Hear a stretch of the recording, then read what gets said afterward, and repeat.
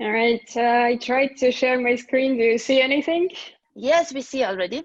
Cool, cool. Right, so hi, my name is Surprise Jana, so that would make it easy, I guess, to remember. Um, when the other Jana invited me a couple of days ago saying, would you like to have a webinar talking about service design? I was very excited, and then she told me I have 1 hour, which kind of made it complicated because I'm used to talk about this for 2 days at least, and now I have to squeeze everything into 1 hour. So this will be literally a crash course. I'm going to jump through kind of general information about what service design is, how it works, and how to build up the process. And I had to, because usually when I put slides together, I'm actually adding stuff. So yesterday when I was preparing for this one, I was actually deleting stuff, and it was very painful because I would like to tell you all of those examples, but I simply don't have time. So let's continue to it. Let's see. Yeah. Well, why service design is actually a thing that everybody is talking about it now. And I'm sure that a lot of things that I will show you today, you might have heard at one place or the other, being startups and being active in the startup scene. I'm sure some of the examples have popped up here and there. So if you hear something familiar, don't be surprised. It's purely for the reason that there's a whole this new wave of understanding in the businesses that they might think they're doing a great thing, but it's very, very seldom that the customers actually agree to the fact that the service or the product is as amazing as the producer thinks. So design methodology is actually a toolkit that provides this opportunity to discover and to understand what is it that customers want, and how to create something that well, humans would be willing to pay more money for, because ultimately that's or the whole reason why why people are doing business. So my name is Jana. I'm a service designer. I have worked as one since probably something around 2006. And I have worked in very different sectors. So for probably about 10 years, I have been saving the world, working in education and youth work sectors. And then at some point, I very suddenly changed my area and I went to work for a bank. And everybody who knew me was actually very kind of, what the actual hell? Why do you, having such a need to do good stuff and to change people's lives, why do you go to work for an organization that is basically, well, it's an embodiment of capitalistic evil, if you know what I mean? And actually, I had a very good explanation for them, saying that as I'm a service designer, and the whole point of designing a service is creating something that is very user-centric, that creates value. That if you think about it, then financial services are actually one of the things that you worry about the most in your life. So you probably worry about health a lot. There's, well, not much I can help you with in that field. And then you worry about money, because that's probably in our society one of the most important topics. So if I, as a service designer that creates financial services that actually are helpful, if I'm able to create value for you that improves your quality of life, then actually it's still saving the world in a way, though a bit in a different field. I don't work for a bank anymore. I have worked for two, and now I'm actually running a service design consultancy, Rethink. We are a bit more than 1 year old. We have teams in Estonia and Latvia, and well, for historical reasons, we work a lot with financial institutions, but also a lot with different companies across pretty much every single sector you can think about.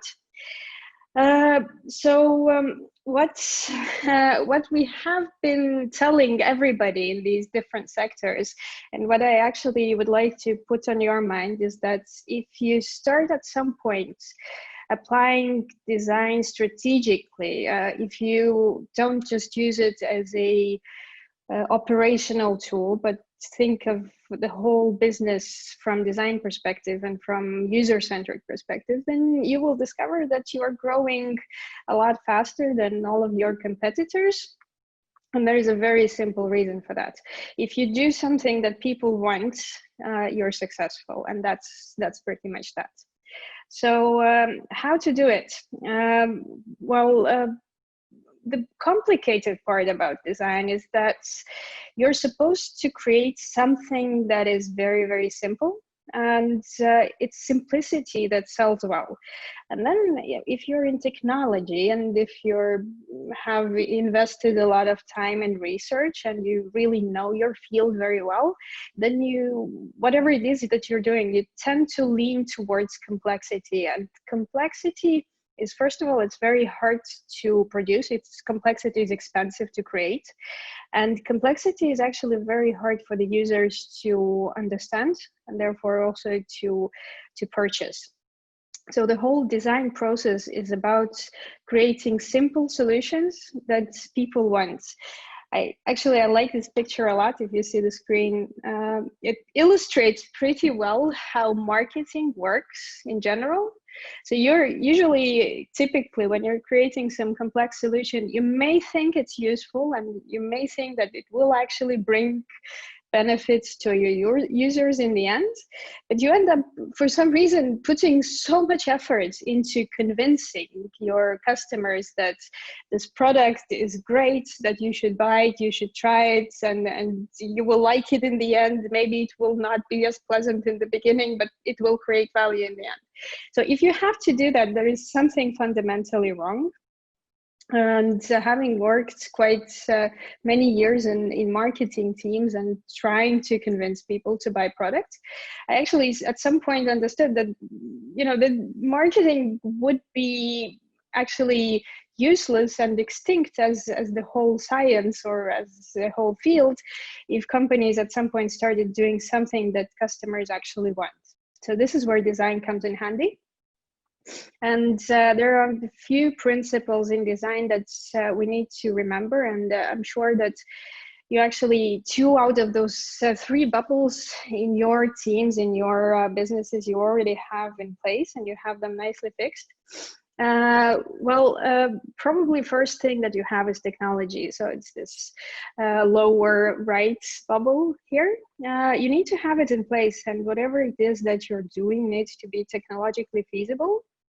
It also needs to be economically sustainable. So technology, and actually it has to bring in more money that it drains out of you.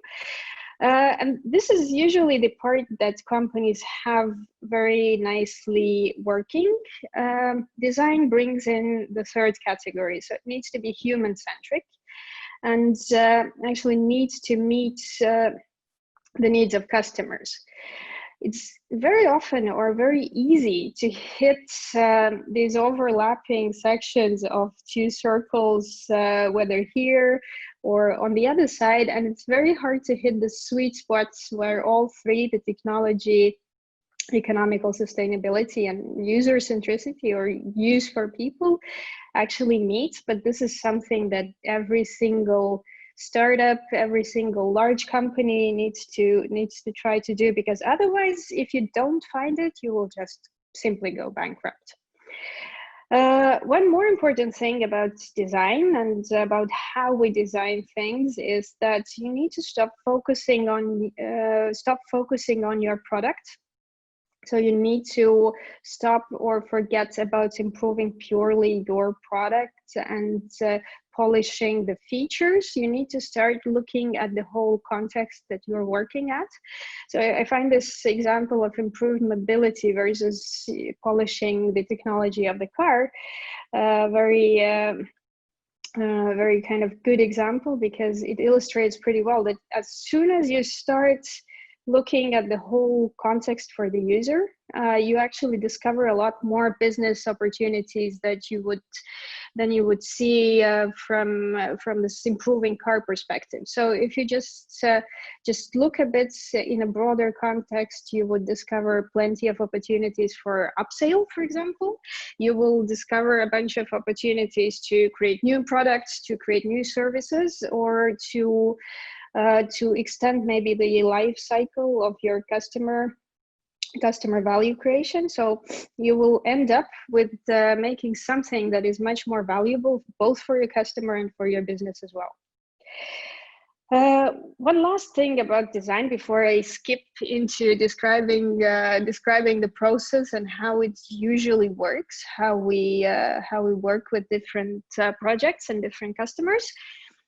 Is just one thing that, I don't know, typically all teams in Prototron come from science background, so I don't know who you guys are, but I suspect that you are more of this, let's say, proof-based decision-making kind of crowd. So with design, it's a bit tricky. Of course, we want to have data, and of course, designers, just as well as everybody, want to make data-backed decisions. So we want to be sure we're doing the right thing. But very often when you're innovating or when you're designing something that has not been existing before, you simply don't have the data to back it up. So it's very often happening with this gut feeling. So design happens somewhere in between, in this gray area, where you would have some sort of data, but you also have to have to risk it a bit, because if you have been one of this kind of very trivial examples, if you have been selling tomatoes all your life and you would like to start selling apples, you can't really predict what would be the numbers or what would be the right decisions for apple selling business based on the previous data that you have from other products. So when creating something new, there is always a bit of this, well, maybe it will work, maybe it won't. So we need to sort of maintain this experimental approach quite a lot. What it leads to is essentially something that I have been repeating pretty much at every slide so far, is that the only reason that companies or startups don't end up well is because they don't do something that people want. So you might be very excited about your own product. You might be aware that it's unique, that it's something technologically fantastic, but unless your customer actually wants it, well, good luck with your business. It will not probably work as great as you planned it. So design is actually essential for every single company. Small one, big one, doesn't matter. So the whole methodology is built around understanding what is it that people want and how to create it. A bit of an example of something that you probably all have at home, if you have a TV. More or less every single remote in humankind looks like this one. And the problem is that I'm betting that somebody somewhere had a very good reasoning why all these buttons need to be there. And this is a metaphor for your product, and this is a metaphor for having all those great ideas, and there is never lack of good ideas if you're a professional. So you would have, okay, we could add this one more feature, we could do something extra to make it more meaningful, or whatever your motivation is. And then you end up with all these buttons which are meant to create value, but actually are very simply confusing. So if you're, well, honestly, I have no idea what do buttons on my remote do. I just know how to turn the TV on, how to turn on Netflix, and how to turn the volume up. That's pretty much that. So complexity does not create value. What creates value is having this, again, metaphorically, one button that actually does what your customer wants to do. So I'm not quite sure how much an Apple TV remote costs these days. I think it's like 70 euros ballpark.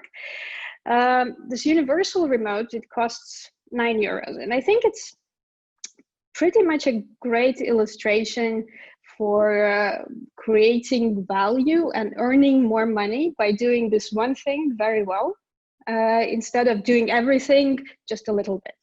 So the whole point of service design is to simplify your offering, to understand what are the core functions or core jobs that your customer needs to get done and how to cater for them the most efficiently.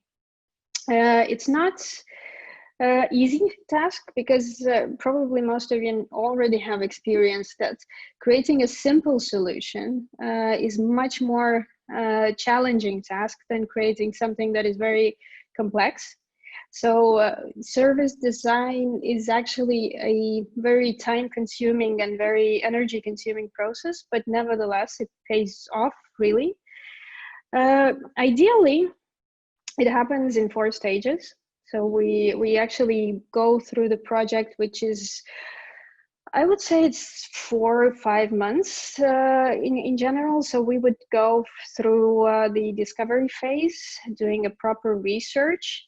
Based on this research, we would define the challenges. So the initial problem understanding would actually change and really modify quite a lot before we get to the point and before we understand what actually needs to be solved. And only after understanding the actual set of problems, we start the development process of developing the solution or developing the product.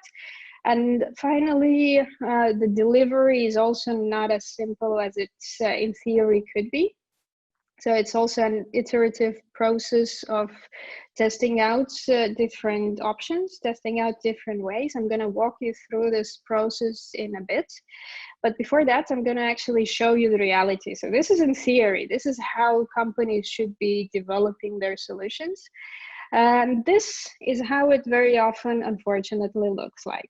And I'm really, really hoping that you guys are not one of those who work mostly on developing the product, not paying so much attention on everything else, because it needs to be in balance. You cannot develop anything before you actually invest some time in the research and discovery, and before you spend some time on focusing what you're actually trying to solve. So to actually fix this struggle, we work very closely with companies focusing. My personal favorite is this first phase that is really missing here. But we really focus on trying to understand the users, trying to understand the problems. And I'm going to walk you through the process very quickly. If you have any questions, ask them in chat. I'm trying to keep an eye on the chat as well. So if you have any questions that relate to your own product, go ahead and ask. So the first stage is discovery. This is first of all the point where you try to understand who is your customer. What's the profile? Who is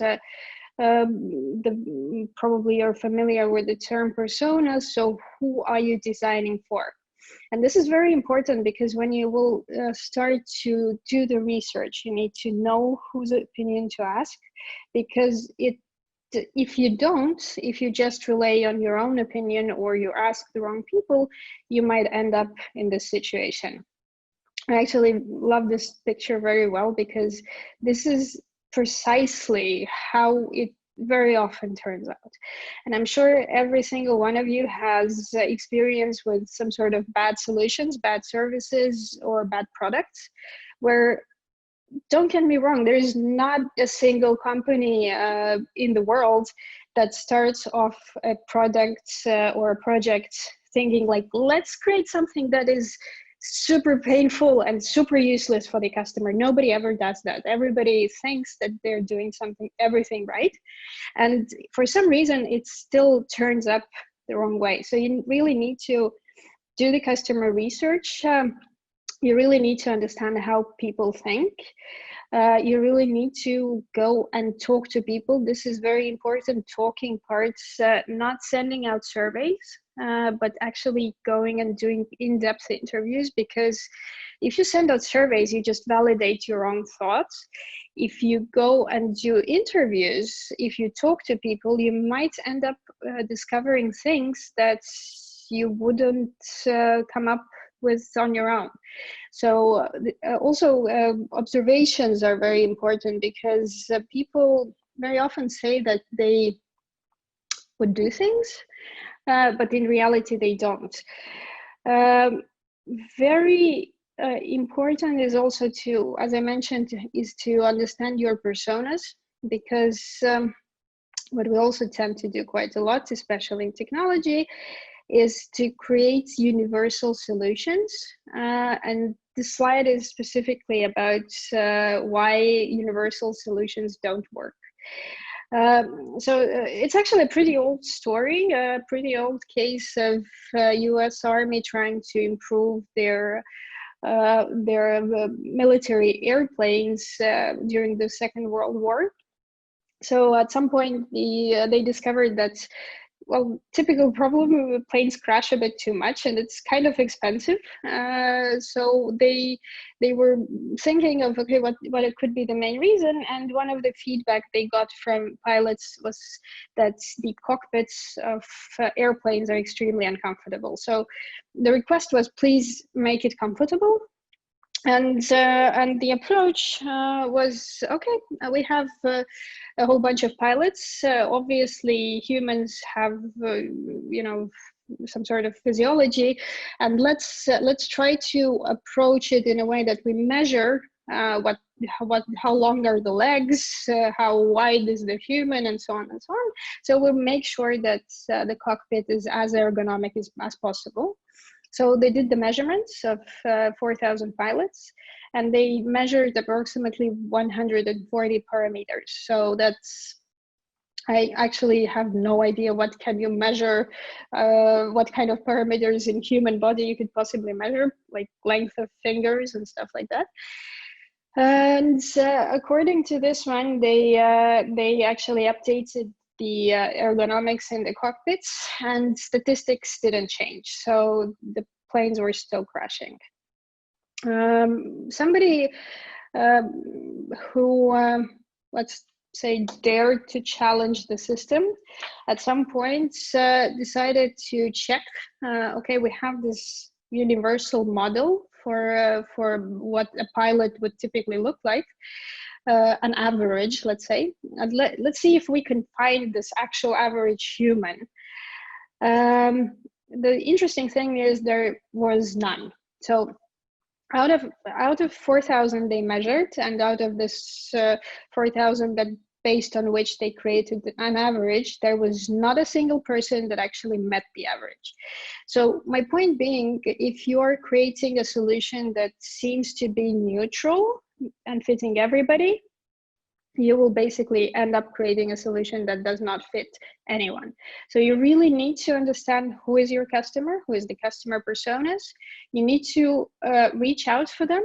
And my personal recommendation is actually to find and talk to very extreme customers, meaning that customers who are not typical, who are either huge fans of your product and for some reason are very heavy users, and you will get very powerful insights from them, or actually go the other way and talk to somebody who hates your product, who doesn't understand it, for whom it's a total waste of time. And I promise you that you will also hear a lot of feedback that is extremely, extremely valuable and that will help you a lot in your development. So after you have finished the research, the next step is actually defining or understanding what do we do with all this data, because this is usually a point of utter confusion. So when we talk to customers, we usually do from 30 to 50 interviews, and one interview is very in-depth, so it's like 1 hour of talking to a person, and you would have basically 50 opinions, which are all pretty much different because people, every single human has a very different opinion about stuff. And you need to somehow focus and define which ones to pick and which ones to work with.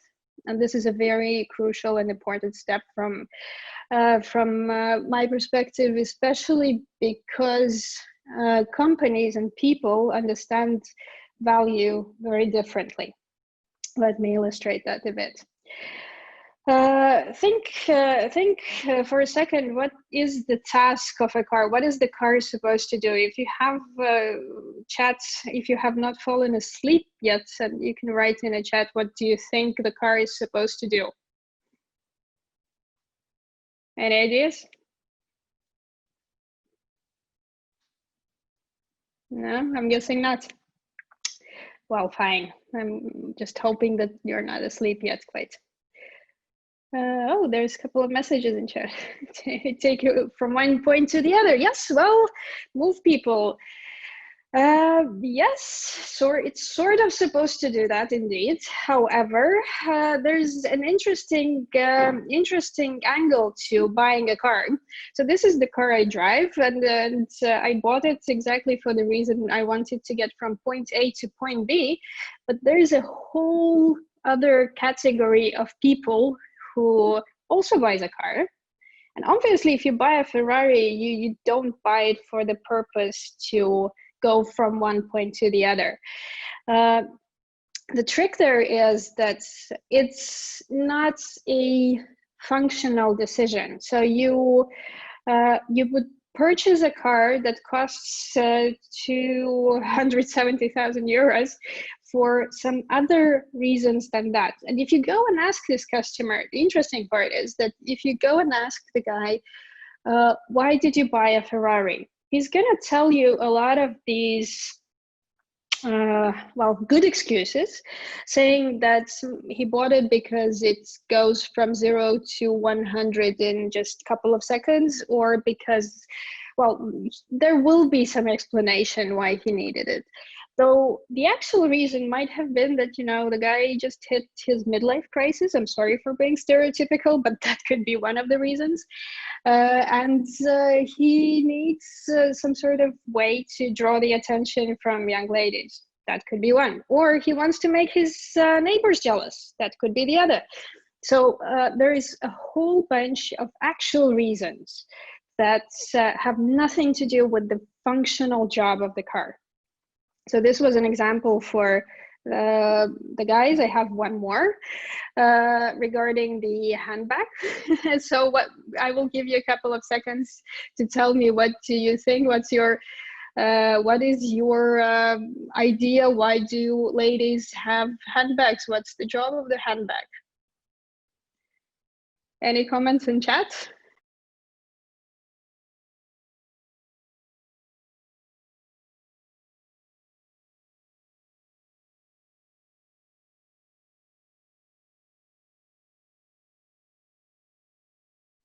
I'm guessing that comment is to carry the necessary things along. Yeah, that's a good theory. Yeah, I understand how you might think that ladies have bags for carrying stuff around. However, as analogy to the previous example with the cars, there's more to it. So, gentlemen, prepare to be shocked. Please sit down if you're standing. The price difference of the handbags is also quite significant. And I promise you, if you get this bag for 10K, you will not put stuff in it. Well, you will actually avoid putting stuff in it because that might ruin it. So obviously, functional purpose of this product is not the reason why people buy it. And this is actually applicable to every single product out there. This is a fundamental problem of design because companies have this persuasion that they're supposed to make their products functionally better, and that they're supposed to cater for functional value. However, Uh, the main reasoning, and this is purely human biology, if I would have more time, I could talk more about it. It's if you think you're different, stop lying to yourself. Humans are irrational. We make decisions purely emotionally. So the reason why your customer buys stuff is to cater for social needs. How do others perceive me? Or for emotional needs. How do I feel myself? So that's the one thing you need to understand when going into designing solutions for your customers. It's mostly about how you make them feel, whether professionally, in private life, doesn't matter. And functional components of your product are basically the hygiene factor. So if it's a car, it's kind of natural that it drives, but I'm not buying it for the reason that it drives, right? I'm buying it for some other reasons. So you need to figure out what is it that you're actually supposed to do for your client. And there's also a good saying that I like to quote at this point is that value of any product or any service is a feeling, and it has nothing to do with calculations, with functionalities. It's purely something that person feels, and purely something that you need to figure out through this very extensive research and talking to your customers and understanding why do they actually want to buy your stuff. So when you have understood it and when you have worked through this research part, then it's time to develop, and then it's time to focus on actually finding solutions. And it might turn out that the solutions that seemed obvious in the beginning or that you wanted to create, after you have made the research and after you have talked to people, they're not making much sense anymore. So you might need to pivot quite strongly and focus on doing something completely different that you thought you would.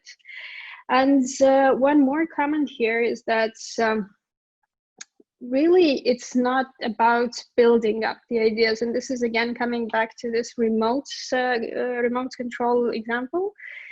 It's not about adding and building on. It's about removing everything that is unnecessary. So if there's one thing that I would like you to take away from this presentation and really applying something on your products, is that look at it with a fresh look and consider what kind of features, what kind of functionalities, what kind of elements can be actually taken away to make it more valuable. Because the simpler, the cleaner, the easier it is. The easier it is to use. Actually, when I ask people what is the example of usage simplicity, then very often one thing that pops up is Google search for many people. And then we start analyzing and discussing, but why is it so simple? And usually the answer is because there is just one button. So if there's one button, you cannot go wrong. As soon as you add the second one, this is where it goes messy. So you would essentially, you need to downgrade metaphorically again to one button, but it's not an easy task.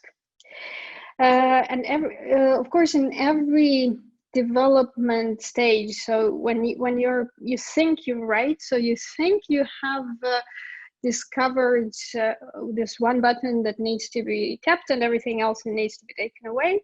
As soon as you think you have the answer, you need to test it, because again, this human working with humans is actually quite challenging, because they tend to say things that sound good, but not the things that they actually intend to do. So here is one of the ways is that every 1st of January, everybody says that I'm going to go to the gym and start eating healthy. And by no means these people are lying. They really have the intention and they really want to. And then 10 days later, they discover like, okay, screw it, maybe next year. So your user, when you're interviewing them and asking if they actually want to do something, or if they would like this solution, they may genuinely think that, yes, I will use it. And when you give it to them, for some reason, whatever reason it may be, they behave completely differently to what they have intended. So in the development phase, please don't forget to test on actual human beings, everything that you do. So let's assume that you have successfully decided what is the solution that you need to launch to the market. What is it that people would be happy to use? So you start the delivery. And this is the point where it can all go wrong, because up until so far, it has been purely well, lab or some closed meeting room discussions, and now you're going out to the real world, and the real world can possibly work a bit more differently than you thought it would. So the saying that service designers have among themselves is that the most expensive customer research you can possibly do is to launch your product and then see how it goes. So obviously, if you don't have the luxury of limitless funds, you want to do it in some other cheaper way. And as startups, I'm pretty sure that you have also experienced this interesting moment where the longer you spend on preparing, developing your concepts, maybe doing some prototyping and not showing it yet to anybody else, the longer you do it, the scarier it becomes to actually show it to people. Because the more you kind of work on something by yourself without getting any feedback, the more you fall in love with it. And if you really love your solution, it might be very painful to hear other people's suggestions and opinions. Let's face it, nobody genuinely likes feedback. You usually kind of, well, you pretend to be polite and smile, but you don't really like when people have suggestions, right? Where you're probably in your head thinking like, what do you know? Yeah, so it's not exactly the pleasant stage. So the earlier you kick something out of the lab, the better it is for you, and the less you actually manage to fall in love with it, and it's less painful. So you need to set up the MVP, which I'm pretty sure you have all heard of. Essentially, it is a minimum set of features that creates value. So I have been talking about this one button metaphor, and this is that. So it's the minimum set of features that solves the problem, that you can actually test out on your target audience, and you can validate whether it's something that people would use, whether they would actually pay for it, whether it would be something that is self-sustainable on the market. So there are ways to do that before you actually build anything. So you can have a whole different set of experiments. But the most important thing here to remember is that all these experiments need to be performed on actual people. So if you just once again have this kind of questionnaire of would you use the product, or actually one of the things that some companies love to do is sending out questionnaires, how much would you pay? And this is the most useless thing ever, because people tell you one thing, in reality they prefer to do something completely different. You need to do this on actual live market.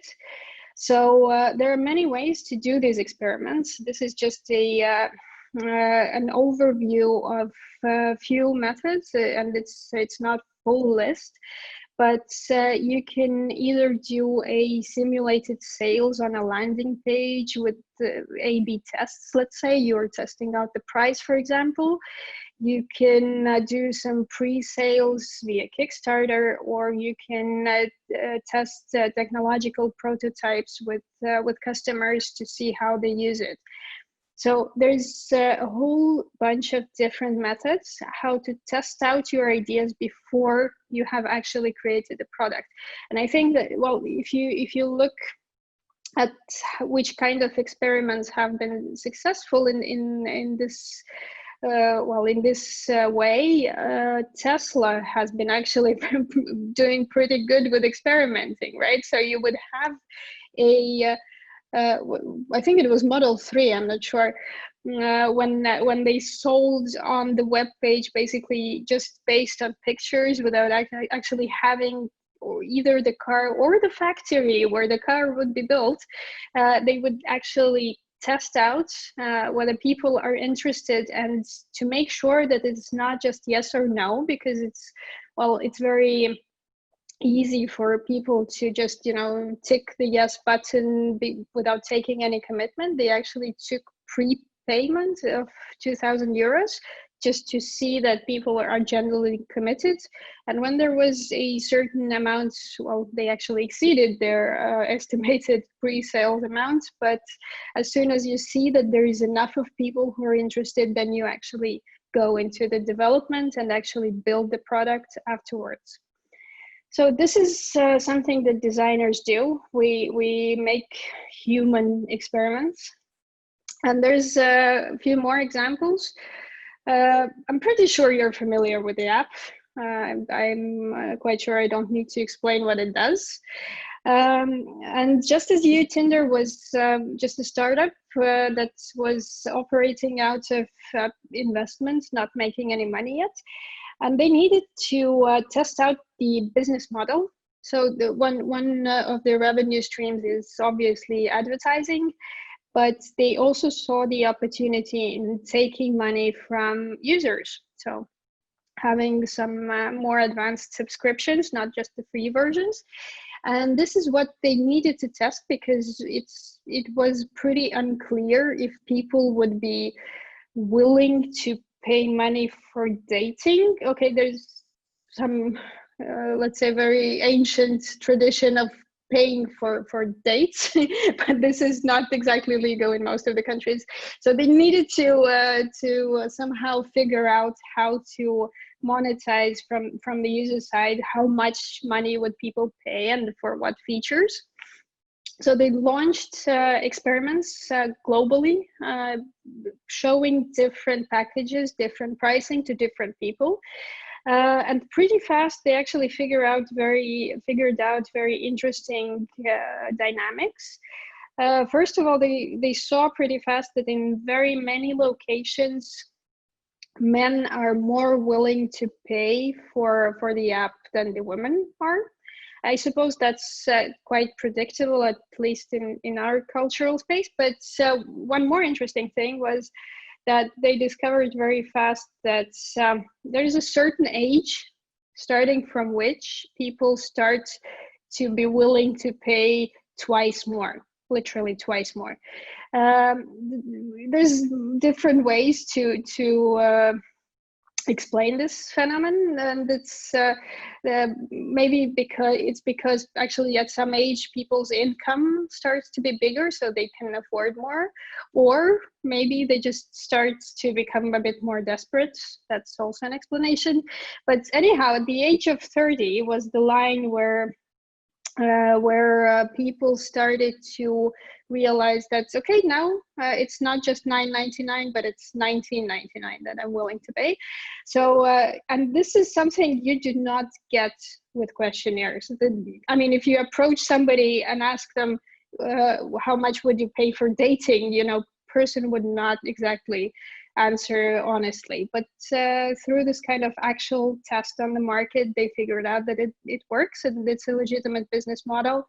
And actually, to be fair, they're actually being sued in some of the countries for the reason of discriminating by age. I'm not sure how that is going, but nice to know. Another example, actually ages old, but when Dropbox started out, they were the first cloud solution. And before they actually invested in technology, they tested out interest with videos. So they created a cartoon, you can still find it, I think, on YouTube, where they illustrate the whole process of using Dropbox, of putting the files in the cloud from one computer and then getting them from the other one. There are no files moving, it's just a cartoon and the guy speaking and explaining the process. And they invited users under the video to express their interest, asking if you would be interested to use this solution, please leave your email. And actually this leaving email is in a way commitment, because people don't generally share their contact data very easily. So they actually consider, like, do I really want it? And if yes, then I leave my email address. And over the period of a couple of days, they actually gathered more than 1 million of shows of interest. So it was a clear sign that this solution would be necessary. And even based on this video, there's a lot of people who would be interested to try it out. And after that, they actually invested into technology. So once again, think of how you can test out your ideas on real humans with real commitments without going into technology before you make the big move. So this, in a nutshell, is how we work. So we usually work through all these 4 stages. First, we go into very extensive research with users. We really try to understand how people think, how they behave, why they make certain choices. Then we narrow down the problem. We narrow down what is it that actually needs to be solved. Generally, it's completely something different that the company or the client wanted to have solved. So usually we end up going into completely different direction. Then we develop, and we develop in such iterative way. We test out different approaches and get immediate feedback from customers. And then when we go into delivery, once again, we ping back to the users before we get the final solution. And one thing probably that I would like to leave you with is that if at any point you feel that you're certain that your product will work, then this is a sign of danger. You need to be, like, at every single step of the development, you need to be doubting if you're getting it right, and you need to be going back to users to get the confirmation. So, well, the guy on the slide probably needs no introduction. And I think he actually put it in a very, very nice way regarding design, that when you tell people that you're a designer, which I sometimes do, then the first reaction is that you probably create pretty things. And well, of course, I'd like to think that the things we're making are actually looking pretty nice too, but it's not about how it looks. If we're working on something, then we're first of all making sure that it actually works right, and the looks are just the byproduct of it. So that's about service design in a nutshell. Thank you very much. We're pretty much on time, and I have a couple minutes for any questions if you have. It's so limiting to have just 1 hour. I would like to talk for 2 days more. We would like to listen to, at least me. You have heard it. There's a question. You have a cheat sheet of each of the steps you can share. Honestly, there's so much stuff on the internet. If you just Google design process or service design process, there is like so much of it. And to be honest, I don't think we have actually created any kind of specific content from ourselves, just because there is so much everywhere else. Distinct features and how to pick the first one to implement. The question about the hat full of distinct features. Usually you pick based on the needs of the customers or the users. So there's always a huge list of what could be done or what you would like to do, but there's usually one need or one pain that that hurts the most. So you start with fixing this one. If something is essential, then you basically start with this crucial feature, and then you start building on it by adding stuff if necessary. But yes, usually after you talk to your users, you sort of immediately understand which one is the one that you should start with.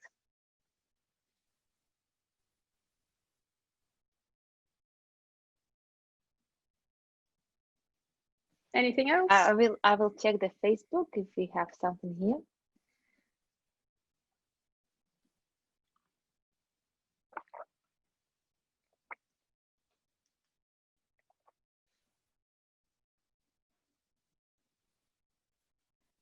We have had only comments in the Facebook.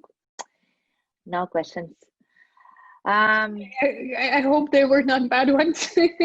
No. They were, but basically they were answering your questions while you have been asking. Okay. And one person was very honest to say that the car is to make a statement. Well, that's at least there is one person who admits it to himself.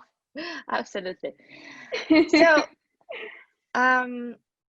really happy to have you, Jana. Yeah, I'm always like very happy, and because I really think that you talk a very solid and very easy way that everyone should start to think about, not to be very complicated. Guys, if you don't have any questions anymore, it's okay not to be very shy and not to answer, not to ask questions. We're used to it. And do I understand correct that we can go through all steps Yes. still without a product? Yeah, so I suppose.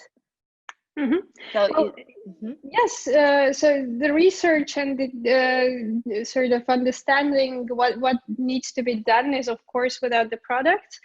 The development is about figuring out what kind of product you would like to be building, and the delivery part can be started without a product. So you would validate the idea by getting feedback, maybe without actual physical thing, but just having it in some digital form, some presentations, just getting the feedback commitments from the users. And after you are sure, then you go into the development, and then you actually build something physical.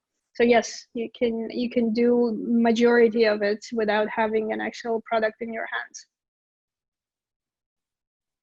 So I suppose Elmer's got the great inspiration. Oh, So it's like, so yeah, yes, go Elmer. Yeah, it's really very cool when you can play it out like as much as possible before you really start to build it, because then you really know what to build and what not, and then you can really be focused. Okay, guys, the only what I wanted to say, I'm not Yanis anymore, but still I can give an announcement that at 3 o'clock we will have Latvian mobile telephone, if I pronounce it correctly, but LMT, and they will be talking about the 5G and all this platform for IoT, what they have had built out. So I hope it will be also very interesting, and I really hope that you will be ready with your questions. And I hope that if you will have any additional questions about the service design, I can forward it to Jana, and maybe she will find, hopefully she will find the time to answer.